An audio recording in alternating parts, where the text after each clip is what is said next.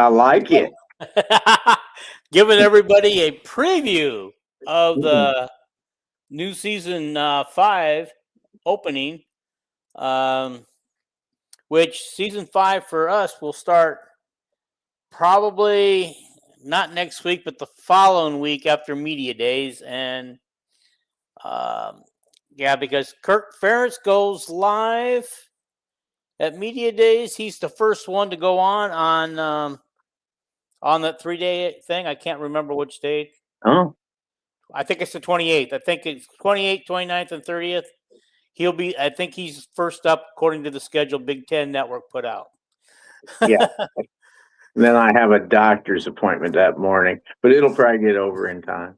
45 days till kickoff today. So yeah, you talk about days are numbered. Days are numbered, till that football season start. I'm so excited. Yeah. So what's the over-under on PJ Fleck leaving the media more than 5 minutes to talk? Ask him questions. I don't know. He stretches her out. That's for sure with his pregame speech. So okay. Well, okay, everybody. Before we get started with the show, I do want to point out that right in front of us is the link to join the show. If you guys wish to come on and talk on the show, you don't have to show your face if you don't want to, but it would be nice if you did. And over here in the link, just remember, any one of these links should work pinned at the top of the comment section. Okay. But also, we do have to pay the bills. And we are going to go for a big pick-me-up right now.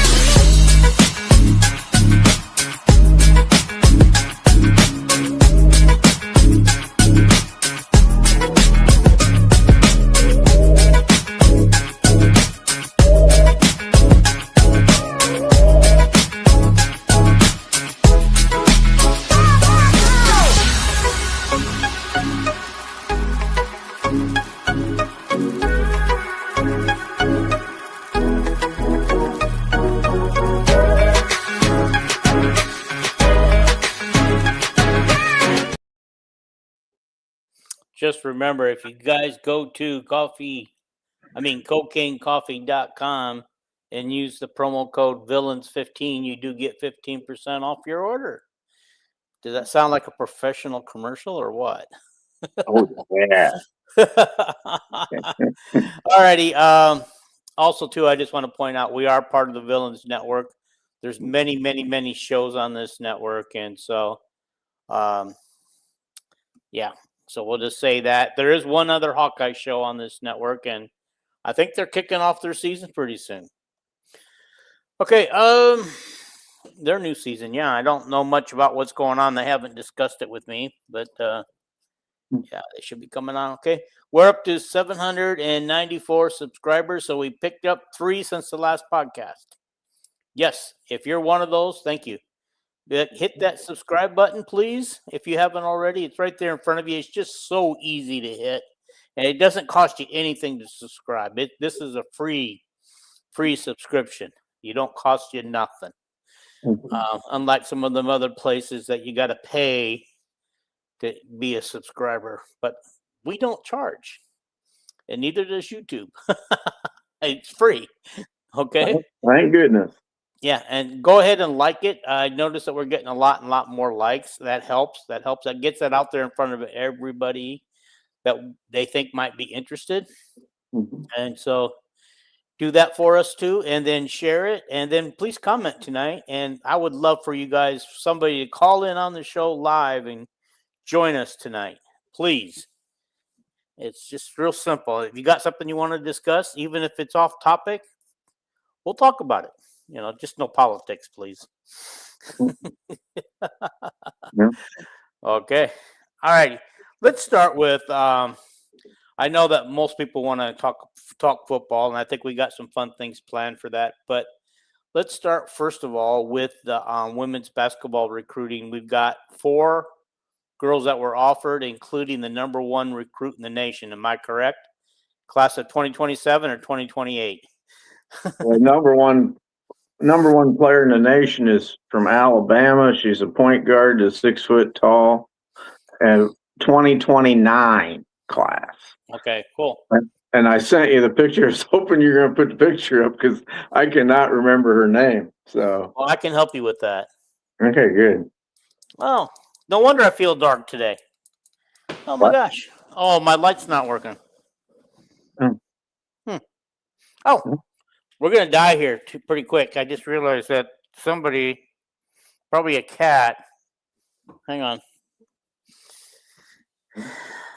Them felines, they rule the world. Yeah.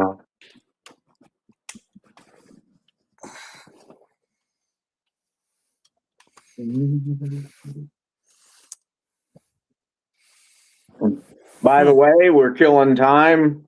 Saturday's the Shrine Bowl game for all high school football in Iowa, the Shriners Bowl. Iowa only has 1 player in there, I think, and that's David Fizan, who's a defensive end, tight end. He's like 6 foot tall, 270 pounds. And I think he has a real upside to play as a walk-on at Iowa in the future. And then, of course, Saturday night is a WNBA All-Star game. So Saturday we have something to look forward there to.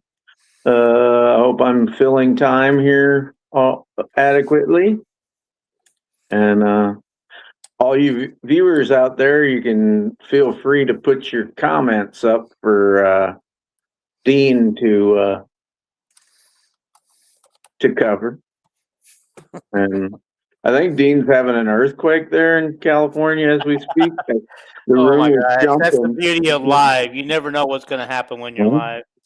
Yeah, I think I'll be more beautiful when I'm dead.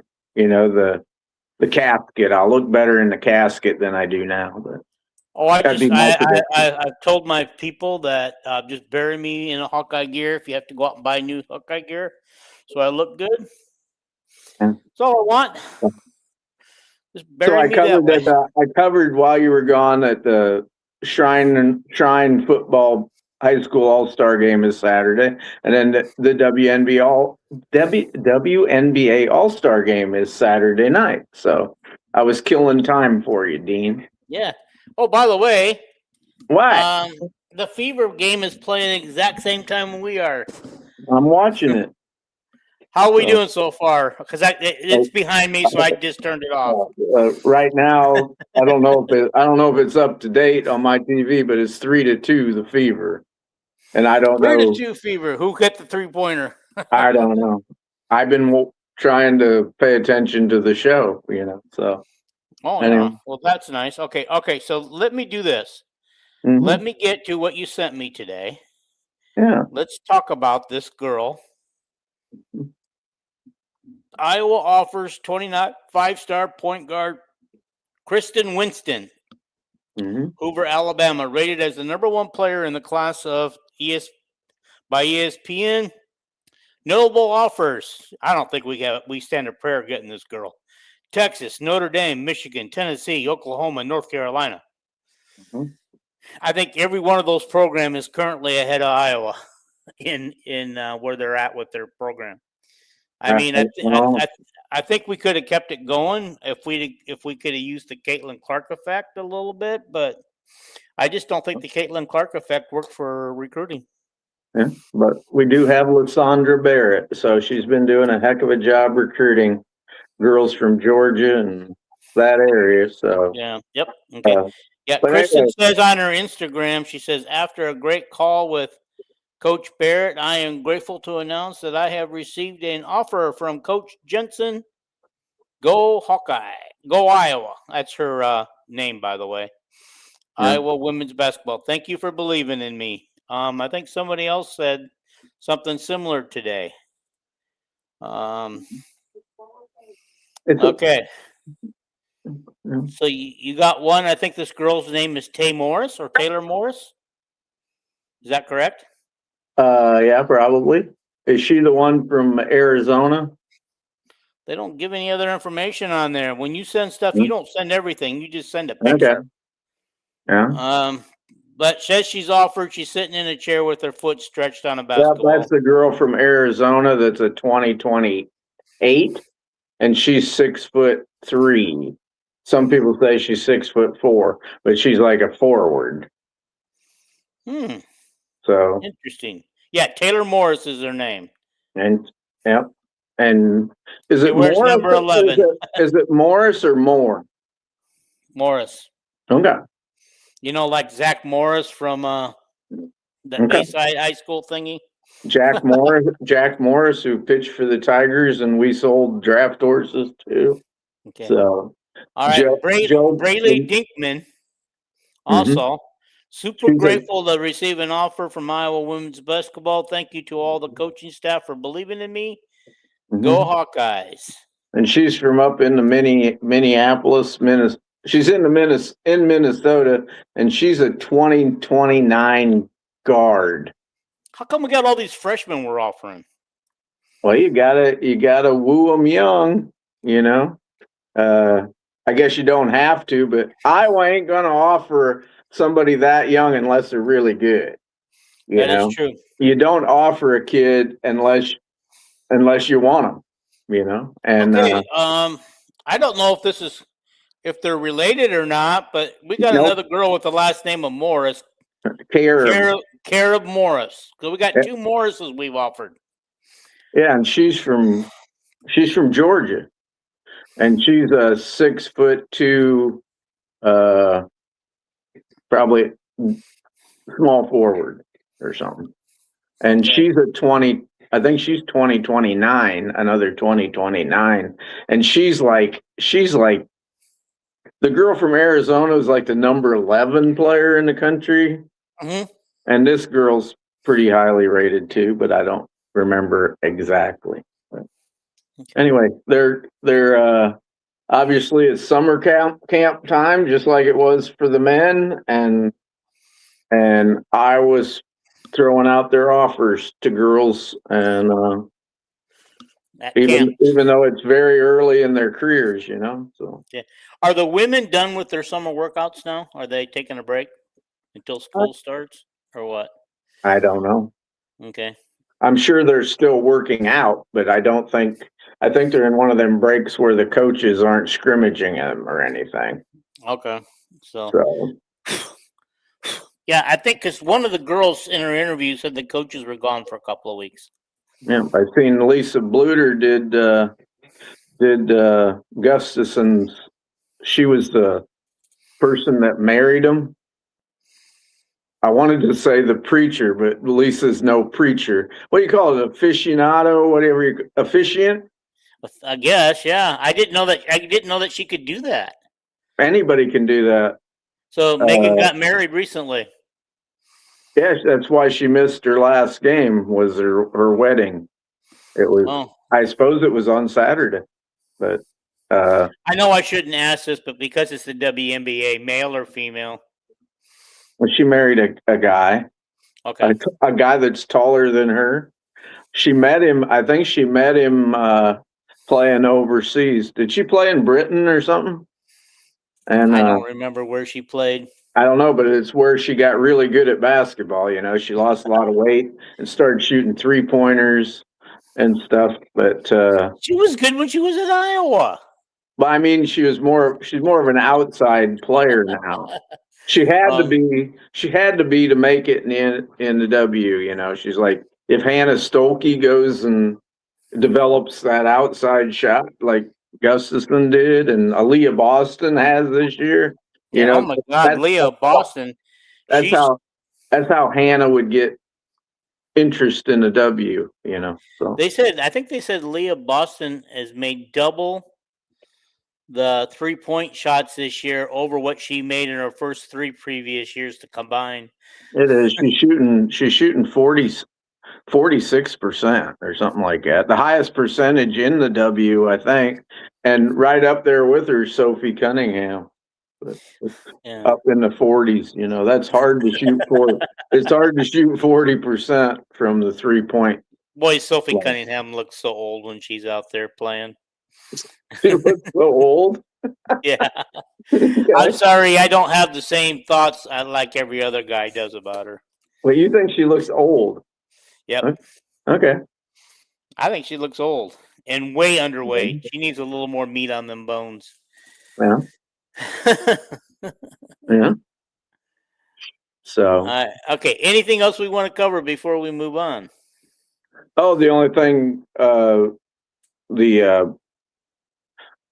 don't know if I mentioned this on pod before, but Gable Mitchell got drafted, in the 6th round by the Phillies. Mm-hmm. And then we had a pitcher, LaFlavor or something. He was picked in the 10th round by the Boston Red Sox. And you would think the guy that's picked earlier would get more money, but the pitcher got 790-some thousand to not come to Iowa and pitch for the Red Sox. And Gabe Mitchell only got $5,000. Yeah, that's because they didn't have to entice him to not go back to Iowa because he'd already used up all of his eligibility. He couldn't go back to Iowa. And guess what? He's an undersized infielder with not a lot of power. So it wasn't like he's a great on-base percentage guy. Stuff like 5K is all, though. That's just like a slap in the face. No. What kind of agent does he have? Fire that agent. Well, if Gable wanted a lot of money, he should have went to the draft last year. He'd had some bargaining power. But anyway. Alrighty. Let's move on. This one was real hard, but you wanted us to kind of like pick our most underrated players that might make some noise this year.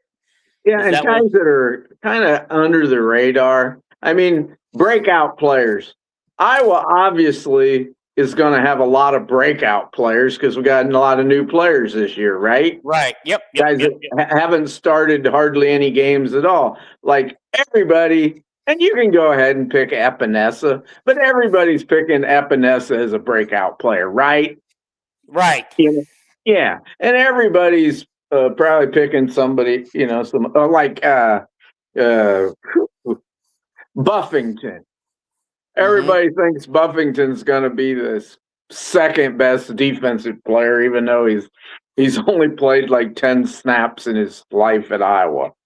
Well, you can pick them if you want to, Dean. I'm just saying I'm going to try to shoot for really under the radar guys that I think might surprise and I did exactly that. I did guys that probably are not listed in anybody's too deep, but might see some playing time. Might be playing some though. Okay. Okay, might get to play some because of injuries and stuff. Yeah. But I mean, not everybody. I mean, some people like, for example, Drew Campbell. There you go. I was going to pick him too. Were you? Well, yeah. Whenever I keep hearing a coach, like the defensive line coach, they say, "Well, who's kind of jumping up?" And he says, "Well, Drew Campbell." It's like, yeah, that's a good pick, Dean. Yeah, defensive end.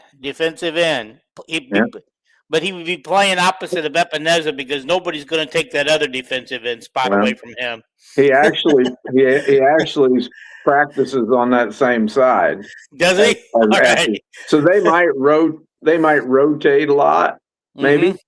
And a lot of times them defensive ends really don't flip from side to side.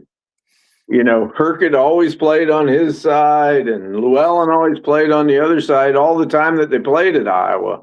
So anyway, and Drew would be a third-year player. We'll just term him.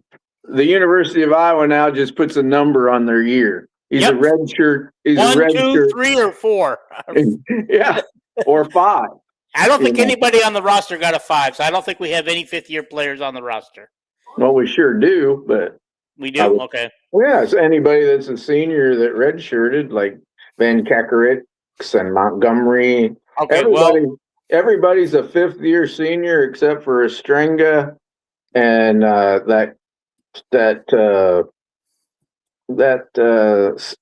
Bryce Stevenson, who transferred in. He never redshirted at his other school. yeah. And we Okay. got one sixth-year guy, Miss Linsky. So. Yeah. Oh, yeah. Malinsky got an extra year. Yeah. I didn't think they were going to do that anymore. I thought they were just going to, it's five. You got 5 years to play, and that's it. No more red shirts, no more medical red shirts. You did a great job on that pick. Do you have another one, or? Well, I'm going to let you pick one now. Oh shoot! I wasn't even ready. Yeah, I don't know that how big a stretch some of these guys are. I think some of mine might be a stretch, but these are names we've talked about in the past. A guy that I think is going to be a big time breakout, but right now I think he's listed as a starting cash is Wallace.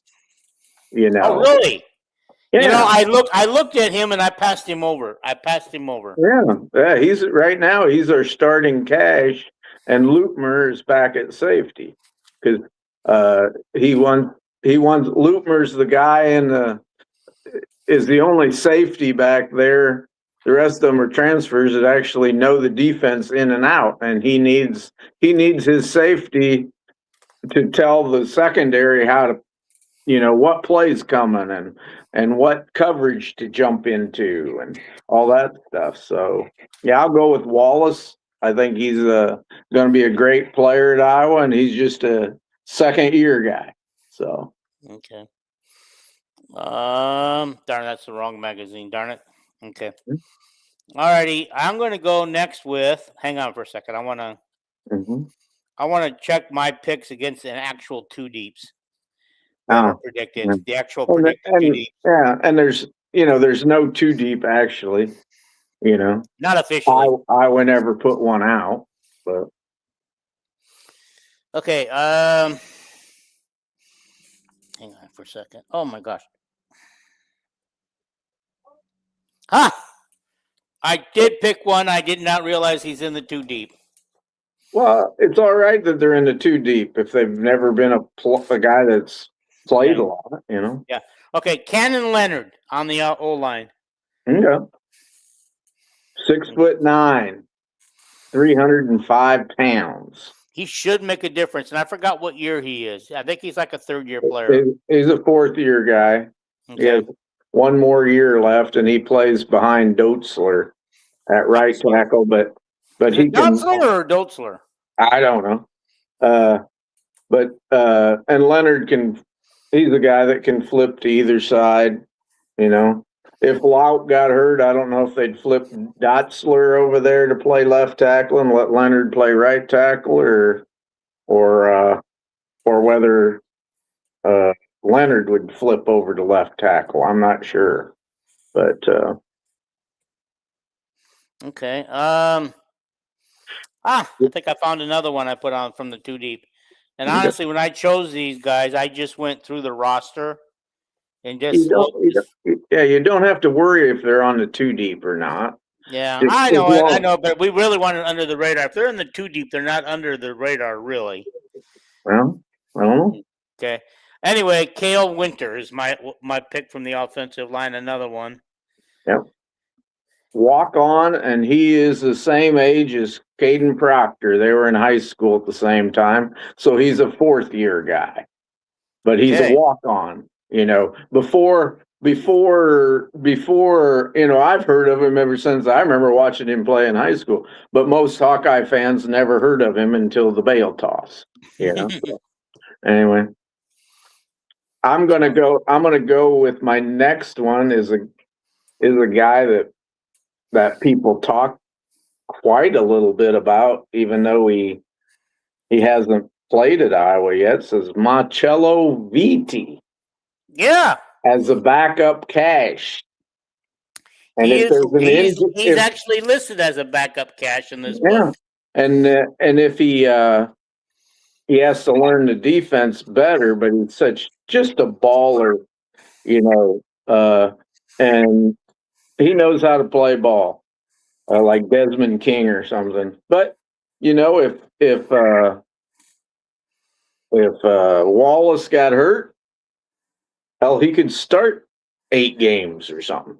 Yeah. So I see they got Jacob Wallace as a in the 2 deeps too, and as a freshman, and you picked him already to make some noise. Yeah, he's actually right now. I think the spring game he started it at Cache. Did he? So I call him a starter, really. Now, even though Iowa doesn't have a 2 deep. Doesn't the Cache have to call plays when he's out on the field? Nope. Nope. It's usually the Quinn Schulte position, the safety, the guy that calls for the front 7 is always the middle linebacker, the Jay Higgins, Jack Campbell position, and of course, Buffington is going to be our middle linebacker, but darn well that Montgomery, the fifth year senior, beside him at weak side linebacker, whatever they call that linebacker position, is going to be helping shout out, where to play and what the defense is and stuff like that. I've also picked at defensive back. I picked Cody Haddad.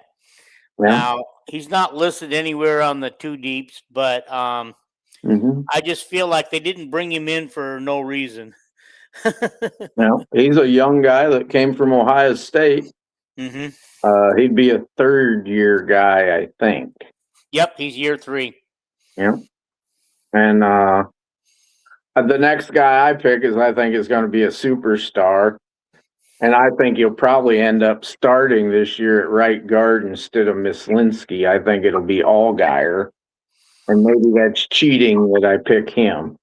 I don't know, but the coaching staff loves him, and he's just a 2nd-year guy. So. Yeah. No, nowhere to be seen on the 2 deeps at this time. Oh yeah, there. No, he is. Yep, there he is. Yeah. There he is. I found him 2 deep. Yeah, and he was the runner-up in the bail toss. Okay. Lucas Allgaier. All righty. Here's another one I got. I'm picking KJ Parker.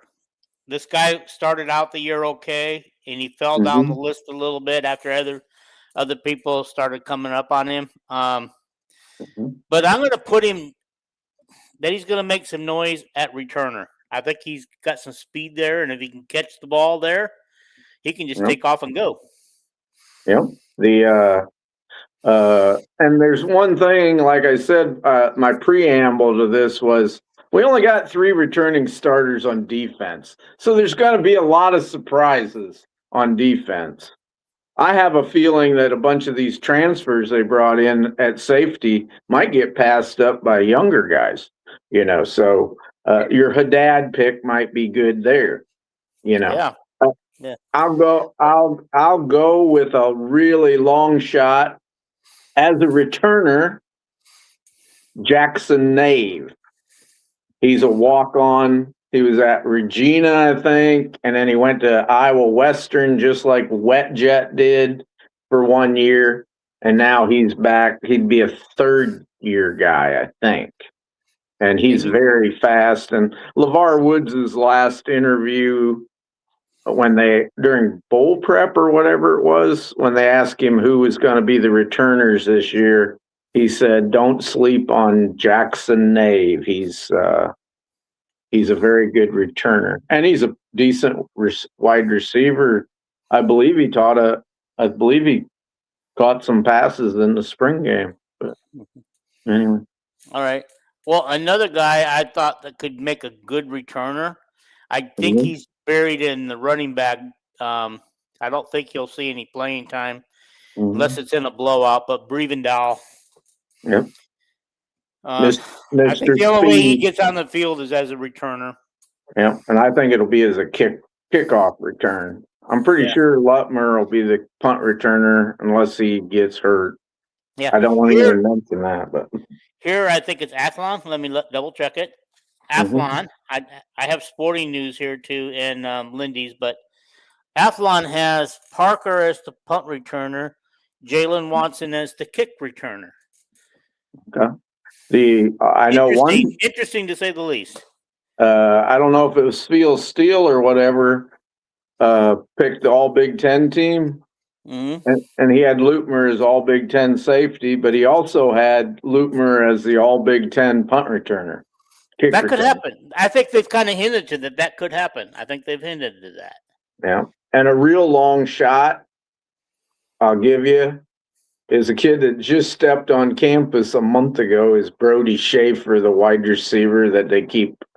And I think the wide receiver room is pretty deep, but they keep wide receiver room is really deep. That's why I didn't look at Brody Schaefer. Yeah, I didn't. He's going to have to be something special.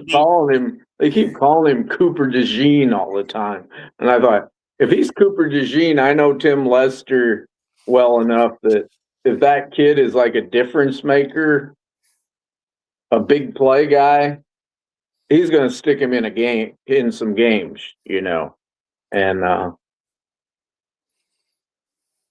because Tim wants to be successful as an OC, so.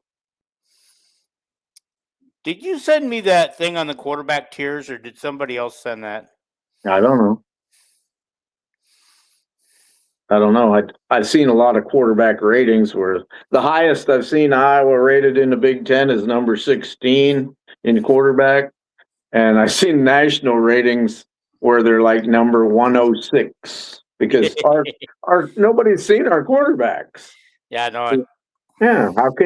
How could anybody rate them as really good unless they were like 5 stars and the number 1 quarterback in high school or something other than.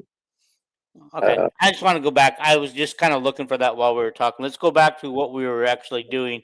How many more people did you pick that you might possibly think I didn't make a list. I'm just going off my top of the head, but obviously you can pick as many. There's going to be a lot of them that play. Yeah. That we have no idea about, and it's like the Godfrey kid who caused 2 fumbles in the Nebraska game. Mm-hmm. He's another guy that plays corner and cash and safety. And that kid, what he did there, you'd expect that, that lit up Phil's light bulb that, he was just a second-year player last year, and here he is showing out big against Nebraska. He's probably going to play a lot more than we sit around and realize, I actually think you're right. I think, with the defense, like you said, we got a lot of people to replace on defense. And I think there's going to be a lot of by committee in certain spots, like linebacker. I can see both Jaden Montgomery and Derek Weiskopf both playing a lot at linebacker. We just lost so much on defense. This defense is going to scare me this year. I'm sorry. I'm expecting it to really surprise people. I hope so. I really am. I think it's every coach at each position. I listen to Kelvin Bell. I listen to Neiman. I listen to Seth. And I listen to Phil. And, of course, Phil and Seth commented on more than just their position group. Because they're both defensive coordinators on this team. And all of them said, when they talked about that defensive line we're talking about, Phil said very deep. Neiman said deep. A lot of young players. And Seth the other day said, I've never seen so much like exuberance and energy, Well, if you got 12 guys that you can just throw out there in layers, and they're pretty even, they can go full bore for the 40 minutes, 60 minutes, however long a football game is. But, Well, and anyway, 2 more guys I put on the list. I did make my list. Go ahead. Okay. Offensive line, Leighton Jones. Yeah. And tight end, Thomas Meyer. I think Thomas Meyer is going to be kind of like VJ Vanami last year. He's just going to come out of nowhere and just start making some noise. I got a feeling Ostrenga we're not going to see much of that dude this year. Okay. I think DJ has passed him up. Okay. And I think Thomas Meyer could in practice in the fall camp. Yeah. And hopefully the coaches have been known to go with the older, more experienced players and out of loyalty for them too. But this is a season where we're kind of rebuilding through a lot of positions, and I got a sneaky feeling we kind of need to find out who the best players are that gives us the best chance to win.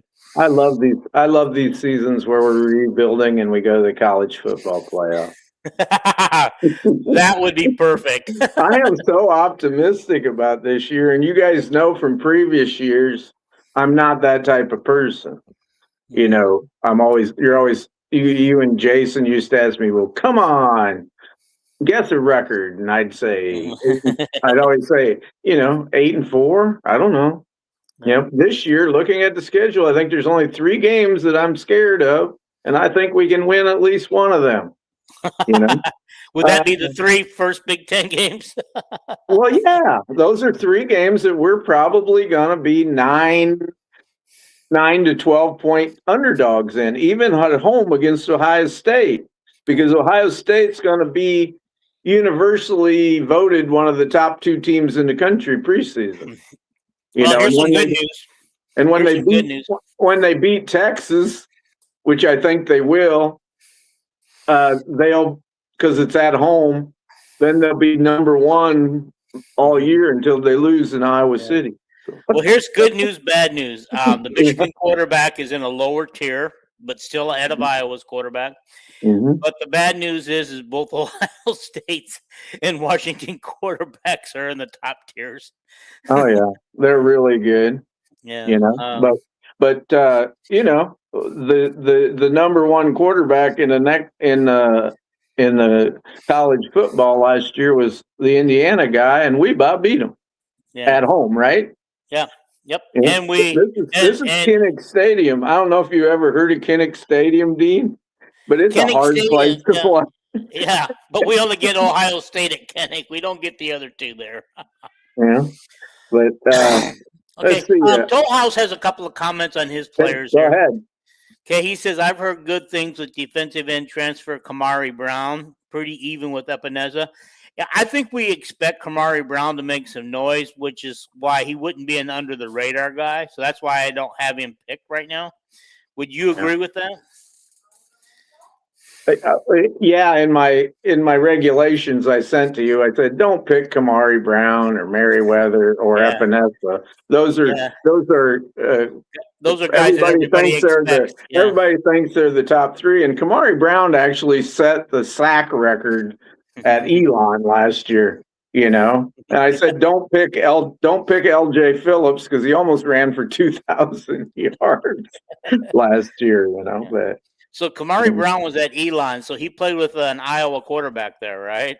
Yep. And the weight, I didn't know this, but the weight coach there, weight and conditioning, was an ex-assistant for Doyle and Braithwaite. So he asked that weight coach about Iowa, and that weight coach just said, hey, if you can play for Kirk Ferentz, that's the best guy. It's the best man there is in football, which is kind of universally thought, that what a great. But he probably didn't ask the Iowa player, though, his opinion. I don't know. You think Marco doesn't have a good opinion? I wouldn't know. But anyway. I think Marco got burned, and he knows he got burned. Toll House also says, I saw a rating today that Iowa QB lower than everyone except Purdue. A running back room is number 1 rated in the Big Ten. Okay, our running back room is number 1 in the Big Ten. Cool. But yeah, I think you saw that Toll House. I'm thinking that that he was in that last tier with the Purdue guy. I don't know. Did you guys anybody see that tier that they put out? I need to find that. Well, the ones I've seen that had anybody below Iowa. One of the guys that was below Iowa was the new Rutgers quarterback, but it doesn't matter. It's even if we have an average year out of a quarterback, You know, if we have a quarterback that throws for 2,000 yards or 2,300 or 2,400 yards, he's still going to be in the bottom 6 in the Big Ten because I have all the them tiers. quarterbacks in the Big Ten, they all throw for 3,000, 3,500 yards. You know. Okay, so here we go. I'm going to give you the tiers. Mm-hmm. All right, tier 1 from Oregon, Dante Moore and Julian Sayin. Mm-hmm. Tier 2, Jaden Movia from Southern California. I can't say his last name. Mueva. Okay. And then Josh Hoover from Indiana. Where do they find these quarterbacks? This will be 3 years in a row that they're finding these great quarterbacks. When you pay them $3 million, you find them. Okay. Tier 3 is Demond Williams from Washington. Yep. Malik Washington from, I think that's Maryland. Yep. He was a true freshman last year, and he was just super. Yeah. For a true freshman. Yeah. Rocco Beck from Penn State. Nico Lama, I want to leave you. Is UCLA. UCLA, yeah. And Drake Lindsay from Minnesota. So honestly, if these quarterbacks come through for these guys, they're going to have some decent seasons. Oh, yeah. Okay. No doubt. All right. Tier 4, Bryce Underwood. So that makes me kind of feel good. We're going to go into, Michigan with a quarterback that's not as highly thought of as the 9 guys ahead of him. Yeah. Wisconsin's Colton Joseph. I don't know anything about this guy. Nebraska's he's really good. Yeah, and this is all in tier 4. Mm-hmm. Nebraska's Anthony Calendria. Okay. He was real good at where he came from. Okay, and then got Caton Hauser from Illinois. Yep, he's an ex-Michigan State quarterback. Okay, in tier 6 we've got Alessio Malvavekovic. For Northwestern. I think it's Michigan State. Yeah, he's Michigan State. Yeah, in that tier, though, former Michigan State quarterback Aiden Chiles, who beat us a couple years ago. Aiden Childs, yeah, I call him Chiles. Mm-hmm. He's at Nebraska, so he's in tier 6, and he would be rated 4th to the bottom. Jeremy Helinski, in the lowest tier, but ranked number 16, where you said he was. Yeah, Rutgers Dylan Longurian, I can't even say it. And then Purdue's Ryan Brown, very last. Yeah. Okay. We got any more comments? Yeah, we got some more comments. Okay. Yes, Iowa running back room is number 1 by a good margin over Oregon. Well, that's nice to hear. Oregon and Ohio State both have good running back rooms. Okay. Tohal says, I did not see any rating on Minnesota's quarterback room. Lindsay's supposed to be a first-round draft pick on a lot of mock drafts. Okay. It's only it's only his 3rd year. He was a redshirt freshman last year for him. But did he start out as a Minnesota Gopher and that didn't transfer in? Yep, he was a high school kid. So okay. So here's my theory. I always thought that teams would go the way the quarterback goes. And for the most part, that's true. But as we know, when Deacon Hill was our quarterback, we won 10 games. Even though he was, by far listed probably the worst quarterback in Division I college football. But so that gives me hope with Helinski being rated so low. And we don't even know if it's funny that everybody assumes that Helinski's our starter. You know? It's crazy. Nobody knows who our number 1 quarterback is. So. Yeah. Okay. Tohal says Lindsay has been in some legal trouble. Do tell the story. What's going on with him? I didn't know. Click on and come on with us here. Huh? Yeah, come on in. Tollhouse, why don't you go click that on? You don't have to show your face. Click on the link and talk about it. And then if anybody out there is watching the Indiana game, if they can tell us, if Caitlin's scoring or what she's doing, that'd be nice. But Indiana's got a lot of points. They got 52 points with over 4 minutes to go in the first half. But they had that before too, and then lost it but got it back. Well, they're ahead by 22. This is the AC Mystics game. I was going to say they're not. All righty. I don't have it on my page today. Where is it at? It's all right. Do we have any more comments you got to read or? Nope, we're caught up on the comments. And okay. I was just checking to see where we were at with the game, but. Yeah, Ohio State, as far as running backs, they have Bo Jackson, who was a great freshman last year. And then they got the number 1 high school running back in the country that they signed. And he's supposed to be some phenom, but he may be injured at the start of the season. And Michigan's the same way. They had a great running back coming in, but he may be injured. He's got some weird name like Major Harris or some darn thing like that. But okay, wait a minute. First of all, we got Bo Jackson, obviously named after the Bo Jackson, and then you got a Major Harris, probably named after. No, his name ain't Major Harris, but he's got a name like that: Sergeant or Major or General or Colonel or Napoleon, something like that. I don't know. But anyway, all righty, okay. Alrighty. Did you have any other guys on your list? No, those are the ones I went through and talked about. Let's see if I what I missed here. Last year at this time, there's Jarrett Bowie is listed as a backup receiver. So is Evan James and Dayton Howard, with KJ Parker, Tony Diaz, and Reese Vanderzee listed as the 3 starters at that position. I got a question for you. We're missing somebody, aren't we? You want me to list all the wide receivers? There's no. Okay. No, I don't need a whole list. I just need somebody. I thought I had. There's not that many.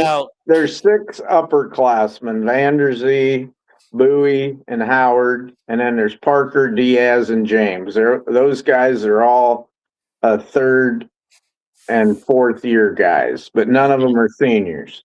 Yeah. Then we got 3 freshmen, and then we got a bunch of walk-ons who are really good. And I mean, some of these, like the one walk-on caught a touchdown pass. Beagley, the guy that walked on from SMU, and he's just a 2nd-year guy, but he was part of the reason Diaz came. They took him and Diaz, and they're best friends. Oh, okay. Yeah. So he's somebody that could pop up, and I mentioned Jackson Nave. Apollo Payne is a big, strong walk-on wide receiver too. But anyway, okay. I just picked Nave as a surprise. Last year at this time, all we were talking about was Preston Reeves. What happened to him? The linebacker.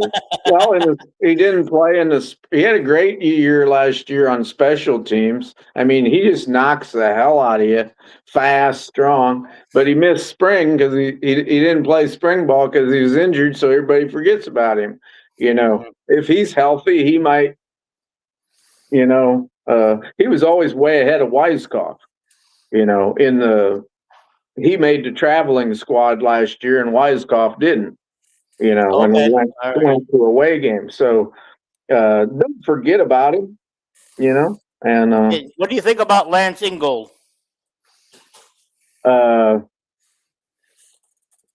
He looks like Tarzan. I mean, he looks like Van Ness. Van Ness, if he took his shirt off, he had there was no body fat, and I haven't heard anything about him in practice. He transferred from Northern Illinois. And hopefully he's in that wave of people we throw at him. Yeah. Hey, Toll House, if you're still watching, you can just click on that link and try to get in the room. Oh, wait a minute. I don't see it anymore, the link. There it is. Yeah, you can just click on that link and get back in here. I would love to hear the legal trouble that Lindsay's in. I never heard that, but yeah. Hey, if I did, I forgot about it. Can you carry the ball and talk about some of these other players that might be under the radar in your opinion? Okay.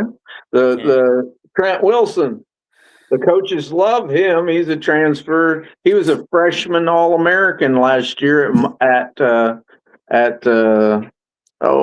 James Madison.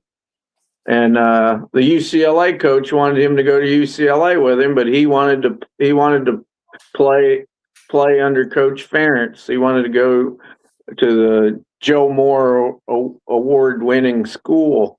Him and Allgaier, I think, are two guys that could rotate as starters in there, and both of them are guard. They can play either guard and they can play tackle. Kirk Ferentz anointed Lucas Allgaier last year as he's a natural tackle. He's just a natural, and so that's why I'm so high on Allgaier. And Wilson. Coach Barnett said Wilson has the best hands, and blocking nowadays, hands are a big deal. If you got powerful hands and good hand placement, pass blocking and run blocking, that's a big deal to a really good coach. Yeah. I don't expect a lot of true freshmen to get a chance, but one other than Marcello Vito, Vito, man. The Darian Jones from Omaha, Nebraska. He played a lot in the spring game, and he'd only been on campus for a month and a half, So I wouldn't be surprised. That kid, he might be a natural like Tommy Knight was or Desmond King. And he might be one of the. I just think the defense is going to be so much better. This roster is literally at every position I can think of, except maybe special teams, the kicker, punter, and long snappers. I don't know how great they are, but we're going to find out real quick. To me, the defensive backs, that's the deepest we've ever been. The linebacker, it's young, but it's the deepest I've ever seen it. The defensive line is deep. I'd like to see a couple more 300-pounders in the middle, but still, that's one of the deepest I've seen at Iowa in a long time. I know the wide receiver room is the deepest I've ever seen at Iowa. And the running back room, everybody knows, we're 4 deep with really good running backs. Then we got poor Brevin Dahl and Braden Jackson, who are really good, sitting there waiting to play, And I think the quarterback room is deep. We just don't have an experienced starter back. But we do have 2 quarterbacks that has a little bit of Power 5, Power 4 playing. Yeah, I'm not worried about the quarterback room. I really ain't. Okay. Even if one of them got injured, as long as the other one stayed healthy, I have faith in them. I think we got good God, we got a Hall of Fame quarterback coach in Tom Moore. We got Tim Lester, then we got the other quarterback coach. And then we got Jay Norvell and Budmeyer, who are ex-offensive coordinators. I'm not too worried about the coaching our kids are getting. Yeah. Well, it's I do know that in that interview that Lester did I think it was with Chad, he had to ask to get a quarterback coach. He asked Kirk to get him a quarterback coach. Yeah. And Kirk got him one. And so I think Kirk is definitely trying to do what he can to help his offense out. And believe me, Kirk has always wanted to win. And luckily, when Lester was hired, like a couple months after that, all of a sudden the NCAA said there's no limit to the number of coaches you can have. Yeah. So And he so now- got analysts. He got what was the name of Hecklinski's old coach? I don't remember. I don't remember either, but from Wake Forest. He got him, and he got all this help now.